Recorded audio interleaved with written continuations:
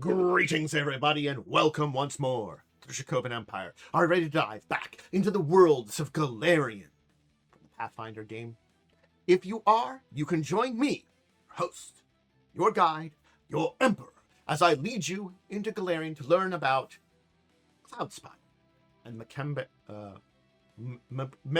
Dwarves. I'm probably butchering their name. Mbe'ke? Anyway, I'm probably butchering that a lot. But we'll learn about both of them together. Before we go, though, before I take us through the portal, a little bit of help would happen here if you just remember to, of course, make sure you're subscribed down below. Helps out a lot. And, of course, a comment down below also assists. Helps out the channel. Come on. Let's go. Let's head to the Terra Uplands and learn all about this group of dwarfs and their city of Cloudspire. We have once again arrived in the Mbe'ke Expanse. Kinda. So, I'm going to preface things here. There are a number of books that help us learn about here. And we'll talk about the entire setup here, but we should probably start with the books. Of course, the Mbe'ke Expanse book is best because it does talk about the Mbe'ke and Cloudspire very separately. But Heart of the Jungle also provides something. And interestingly enough, one of the newer books, God's Reign in a Godless Land, does a little bit kind of getting into this region. Just keep that in mind there, too. But we should begin, because this is a little bit of a mess. What do I mean by that? Well, originally I wanted to do a video on Cloudspire. But Cloudspire really can't be talked about without talking about Mbe'ke. And the Mbe'ke aren't really a nation, but also kind of are, with Cloudspire at its capital. What all this means is the Terra Uplands is the traditional land of the Mbe'ke Dwarves. Their capital is Cloudspire, but they aren't really a nation. There is no Mbe'ke nation. The Terra Uplands are there. Their people are united, they have cities and villages and places you can visit, but they're going to consider their villages on their own, but they're going to be supporting their entire people. It is a weird kind of thing of both a nation and not a nation. A very unique area because the region they're in is the edge of the expanse and kind of savage. You've got the Mbe'ke Expanse to one side, the Shackles and the pirates there, the Eye of Bendigo right there. Yeah, there's no one kind of coming in and saying differently. And the region there has enough dangers that, yeah, these people here and their cities are their own. So I'm going to kind of talk about today, where I'm going to talk about Mbe'ke and Cloudspire and kind of go through both of them. Because this is one of those interesting videos where it's usually I can separate out the nation and the ancestry, but you can't really hear at all. They're both at the same time, both of them. Sometimes, it's just, oh, the ancestry is the nation. But this nation isn't just the ancestry, but it also is. It's confusing. Let's start Mbe'ke People. That's a great place to start here. Hi, Mbe'ke People. They're surface dwarves. That's the easiest way to say it. They have dark brown skin, curly black hair, and they do tend to shave their beards because their region is inhabited by a lot of insects, which actually like to nest in longer hair. So yeah, long hair kind of sucks. They have dark brown eyes, gold, gray are common colors, green less common. They're slightly less built than dwarfs, but they can be stockier than humans still, too. They have similar fashion for all their genders, billowing blouses, loose shirts, decorative Kafkan robes, the brightly colored headscarves. The craftsman's and scarves are usually embroidered with designs of dragons, lightning, celestial things, other symbols, and they're usually made of the finest fabrics, especially the headscarves. Their clothing tends to be warm in color, but always bright. Reds and oranges. They're normally made of wool, but you can get things like silks and things like the Ecojade bark cloth also will be very important materials that they have. As for their entire culture, it's an interesting one to look at. When you break down their society, they break down into these fellowships, as they're called, which is about a group of 50 Mbe'ke that basically have similar jobs or interlocking jobs. These will include In your fellowship, though, retirees, apprentices, family members, and basically some people that really don't fit elsewhere but are kind of related to you that you kind of throw into your fellowship. So at the core of a fellowship is a job you're doing or some kind of role in Mbe'ke society that your fellowship represents, but there is some kind of extended group around it. And you can have non-Mbe'ke dwarfs in here. Other ancestries, kobolds, Bekirs, bone-mat humans, Kalajay elves, Songo halflings, Uruksi, Matanji orcs, Kolo. Basically, they can recruit others if you are in a similar occupation into your fellowship and you kind of join the family. And if you join a fellowship, you've earned your way in, you are a citizen of a Mbe'ke society, basically whatever city or village you're in, on its own. And again, these fellowships are a group within the larger villages, cities, towns, and all those kind of things. If I'm in Cloudspire in the capital and I'm part of the fellowship, I'm a fellowship there. There's a group of 50 of us that are doing a job there, and that's more probably likely we're going to get other people into there. A fellowship also functions as an electoral block that votes in the assembly of speakers and the various kings when we talk about the government of this place. So there is another more governmental, political role to a fellowship. But each fellowship also has its own unique ceremonial and administrative roles, traditions. Basically, it's traditions within the fellowship, but will also reflect the community. So in the various communities, if I'm in this village here of Mbe'ke, the village might have slightly different beliefs or buried traditions than other Mbe'ke, but traditionally, my fellowship will be a representative of that. And also another important part about it is the health and welfare. Social welfare. The thing is, Mbe'ke are stubborn.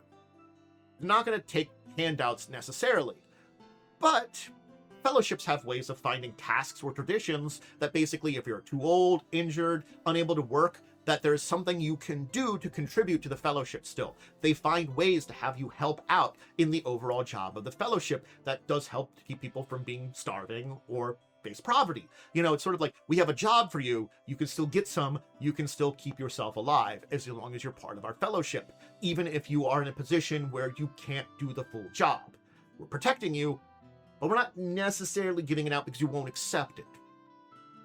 When it comes to war, battles, or combat, then the fellowship will rise up in arms, or if you are not more of a combative fellowship, don't have anybody that can fight, you are expected to basically purchase a mercenary company that can fight in your stead, you know, or provide some kind of service during those battles or wartime. So one of those three, either you're rising up to defense, paying someone, or you're doing something that's going to help out the troops. So, yeah. Mbe'ke are stubborn, argumentative, probably some of the most of dwarfs, but they'll argue they're the most, but not necessarily all, and they'll debate a lot of different things. They'll debate the best way to uncover the truth. They're very intellectual, and this comes down to an interesting game that they provide, Tangle Tales, which basically come down from their connection to cloud dragons, we'll talk about in their history, that effectively they'll tell this surreal, humorous story with a straight face. And the object will be that as they go, whoever's listening will ask very humorous, crazy questions, and eventually someone will break, whether it's the original tale teller or the one of the persons that are asking questions, and whoever laughs basically loses, and the object is to find them. But it does mean that they are masters of the straight face. So now we have Mbe'ke. Let's talk about their history, their arrival in the lands of the Terroir Expanse, because this is a marking thing of it. And there are some aspects of their history we do deeply know about, and other things that are very summarized. And this does go to this basically history of Cloudspire, since Cloudspire is the Sky Citadel that has been there since their settling. The original place they came to during the quest for the sky, when, like some of their similar brethren who went to Dungam Hold, headed south to Grund, they came to the region where Cloudspire would be settled. They settled in the Terra Uplands here. There were cloud dragons here, and they got into combat with those cloud giants. They got into territorial disputes, and this lasted for quite a long time. We know it was violent, as some ancient Mbe'ke relics are made of dragon bone, but we do know eventually it came to a stalemate, then a truce to peace, and a peace to basically a partnership and integration. And we know that however long that took from the quest from Sky to there, it's hard to say when everything is, but around 2000, negative 2000 AR, we know by then that Cloud Dragons and Mbe'ke lived side by side. So regardless of how it happened, this tensions and battles between these two people became a lasting peace eventually between the dragons and dwarfs of this region. Cloud dragons are still respected by Mbe'ke culture to this day. They're an important part of their civilization. Now, there is one other major event which defines the current government they have, and we do have to talk about this event. And we'll talk about the government separately before the end of this video, but you have to know about the event that happened. First, it was the War of Split Hearts, and the events that were around it. So, anyway, the 9 Days of Blood was the first act, and led to the War of Split Hearts. High King Nokobe, in 3841 AR, basically arrested thousands of dwarfs in Cloudspire during this 9 Days of Blood. His son had died from a disease, he became paranoid, and he basically executed all of them. This sparked civil war in the War of Split Hearts, which lasted from 3 years from that date to 3844. It was a deadly, bloody civil war caused by this disease, which basically had the streets of Cloudspire running red with blood. Cities were burned, places were destroyed. It was terrible. A group of Cloud Dragons under the young Psychoreot, the Mist, joined the rebels. And this basically turned the tides of the war to the rebels' side. It was what was required to win the day. Yeah. In the end, though, the High King, the vast majority of the royal family, and a lot of the aristocracy had died. And so what will become the current government of both Cloudspire and Mbe'ke Dwarves came out of this. Now, the only other thing that I can mention is the major events today, well, more recently, is the Corsair Wars. Since Death of Eredin, after that time period, the first, second, and now third Corsair Wars have occurred. Basically, these are naval battles with the fleets of the Hurricane Kings against the people here. The first Corsair War, basically, it's battles against the Pirates of the Shackles on the coastline here. That's the best way to see the Corsair Wars. The first one happening in 4607 to 4611, the second one in 4695 to 4699, and the current one starting in 4718 and going to 4723 as far as we know. So it hasn't ended, but again, 23 to 25 could have ended since then. But basically, the latest one, Kervik Bonefist, he's dead. You think that would have ended all these wars with a more moderate one in charge? Well, no. We had the entire thing of Sargava. Sargava basically becoming independent and becoming Verdrian, and no longer needing the payment to pay the free captains to maintain their coastline and stuff like that. And, yeah. The pirates went crazy. And it's been the bloodiest of the Corsair Wars yet. And the pirate threat is pretty big. And a problem. And where it will bring to a head, we don't know. Cloudspire.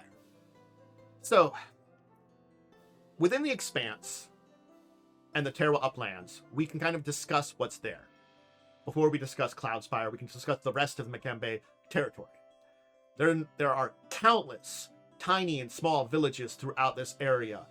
Plenty of places where there are maybe only a few hundred dwarfs at their own. A few smaller cities and bigger cities. Golarion, a port city on the coastline, the second biggest city, is incredibly important. We're going to talk about that a little bit here when we talk about who's in charge, because I have a picture of their king, who's important in this entire thing. And they're basically the heart of the current Corsair War, because they're the port city there. These are major places that are in the Terra Uplands. They're connected, but also not to the entire government. It's this weird semi-unified government.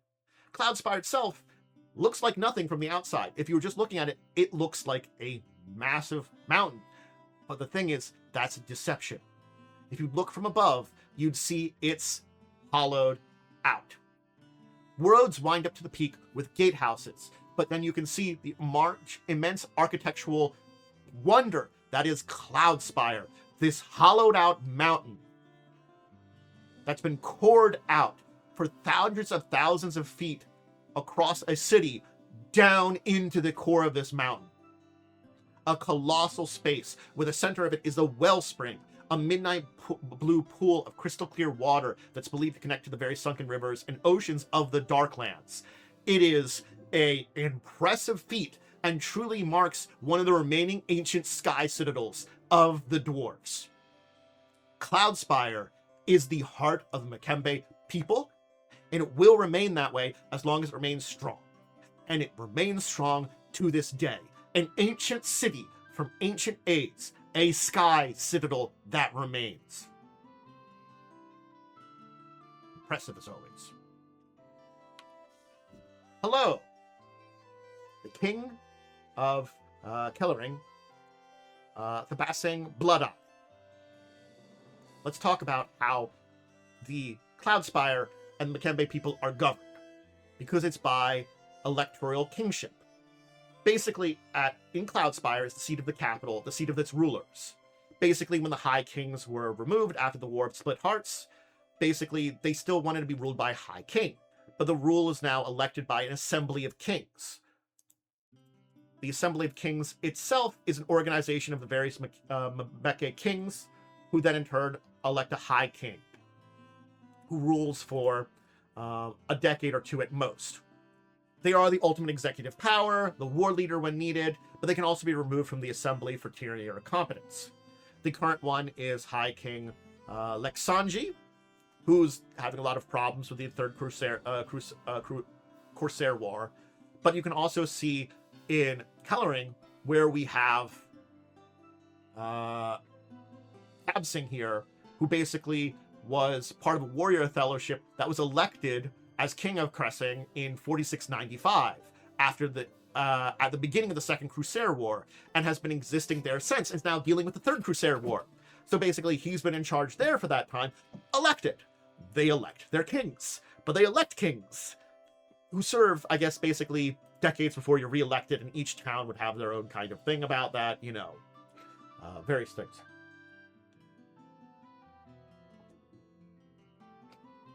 And yes, we've got Lexanji, basically the most inoffensive king, who's in this kind of state of between different people, who all are giving more and more insane ideas for ending the Third Corsair War,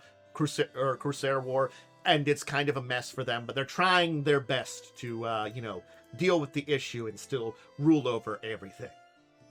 But it's a fascinating government that was created after a bloody event and revolution where they still wanted their tradition of high kings. It was important to their dwarven people. It was kind of important to the way they went. So coming up with this assembly of speakers and assembly of kings. There is also assembly of speakers that should mention too, which is the legislative body of Mbe'ke. It's composed of elected members selected by their own fellowships. So they select the fellowships, then they've got the assembly of kings, and it's a kind of combination. Basically, the remaining kings and the elected officials work together. The kings elect their high king, and between these two, there's a government. So they have a representational government that does exist in a way.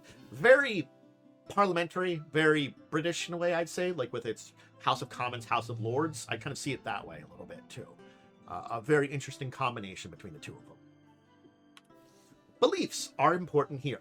Now, why they respect and don't necessarily worship the cloud dragons are kind of worshipped by it, because there's a deep connection with it. Theoretically, the cloud dragons could find themselves on the Assembly of Kings if they show up and want to do that, but cloud dragons are fickle, they're kind of dangerous to deal with, and so most times cloud dragons are also in a position where they can be overturned on most ideas they have, especially if it's something they don't really want. But again, it's like kind of thing of like, there never really has been a need to, because most Cloud Dragons that do get involved with the Mbe'ke politics and Cloudspire politics aren't necessarily going to be the more fickle ones, which don't need to, you know, it's an entire thing.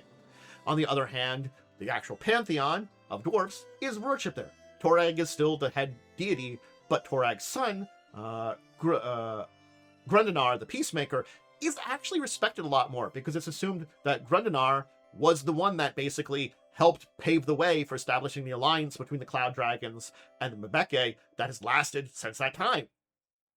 With the Corsair War too, though, the dwarven military god Angrad has had some also connection to, and there's some worship of Gozera because of the winds, waters, the region they're in too, at least very doing that, and because of the connections to Sky Dragons, also Uvuko, the god of sky and dragons, is also a little popular. So again, not worshipping Cloud Dragons directly, but their god, their deity, does get a little bit of love too. But there you go. There's Cloudspire, the Terra Uplands, and the Mbe'ke Dwarven people. Their combination of their subset of dwarfs and their pseudo-nation, which is kind of interesting because Cloudspire is their capital, but it is really their main city. Not that they don't have villages and other cities that are out there, but like each of them may have their own kings, but each of them also have their fellowships, which elects members. But they also have this main government in Cloudspire that rules over the entire region. But again, the region isn't really their territory. Each is their own. It's this weird situation of a civilization that exists quite well and has existed for quite some time and deals with problems. As much as the problem, they are battling the Pirates of the Shackles for the Corsair Wars. But it's a kind of weird mess that they're in, and it's just a fascinating mess of a pseudo-nation that exists on Golarion. Here at the edge of the expanse, kind of in between a lot of dangerous factions and factors, and has found their way to exist for millennia, and will probably exist for millennia to come. I'm not going to lie, the Uplands, their Cloud Dragon allies, and the Uplands as a region, and Cloud Dragon allies, is probably going to prevent anybody with a reasonable mind from trying to assemble an attack there. Definitely. No one's crazy enough to, or has the military force to. They're good to go and be there for quite a while. Anyway, hope you enjoyed learning all about these groups here. It was a fascinating thing that was kind of both one of my ancestry videos and one of my, location videos. Kind of both of them. Normally I do one or the other, but this was both. And I hope you enjoyed diving into it. If you want to see more of my stuff, you can always check me out either live over on Twitch or over on the YouTube side of thing. Twitch, I record videos like this. I have live plays of TTRPGs. Current one, Pathfinder 2nd Edition, Fall of Avenswell, Wednesdays at 8. I have my talk show discussion show, discussing tabletop, Saturdays at 6. But if you can't join me live for that, or gaming, or chatting, or whatever, all the tabletop stuff ends up on YouTube. So you can just then join me on YouTube. That's fine too. Make sure you're subscribed there. As I asked earlier, please do. It helps. Social media tells you when things are being uploaded, when I'm live, all those different things. Discord's the best of them, but all three of my social medias are linked below. Anyway, I'm going to get going. And until the next time, I bid all of you out there a deep and wonderful. Here.